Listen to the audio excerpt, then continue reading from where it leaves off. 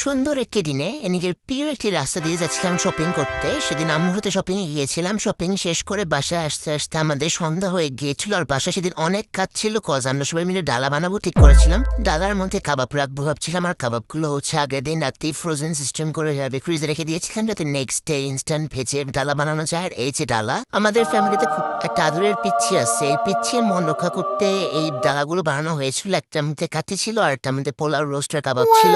খাওয়া দাওয়া আড্ডা শেষ করে বাসায় আসতে আসতে রাত হয়ে গিয়েছিল। বাসায় এসে স্ট্রবেরি মিল্কশেক আর স্ট্রবেরি জুসটা বানিয়ে দেওয়া হয়েছিল আমাকে। আমি স্ট্রবেরি মিল্কশেকটাই খেয়েছিলাম, স্ট্রবেরি জুসটা আমার কাছে অ্যাভারেজ লাগছে। এইসব ক্ষেত্রে আমি যেটা করি তা হলো আমি দুইটাই টেস্ট করি, তারপর যেটা আমার মুখে ভালো লাগে আমি ওইটাই নিয়ে নিই। নর্মালি বাড়ির ছোটরা হচ্ছে এই কাজগুলো করে, কিন্তু আমার বাসায় আমি বড় হয়েও আমি সেম কাজ করি। তারপর দেখলাম চিকেন বান বানানো হয়েছে বাসায়, সেটাও টেস্ট করলাম, খেতে খুবই মজা হয়েছিল। আমি নিজে একজন ফুডি, বিয়ে করেছি আরেকজন ফুডিকে, যার ফলে 24 ঘন্টা চলতেই থাকে। রাতে 1টা বাজে ক্রেভিংস হয়েছে কর্নসুপ খাওয়ার আর হচ্ছে ফ্রাইড চিকেন খাওয়ার। সো ক্রেভিং যেটা হয়েছে খেতেই হবে।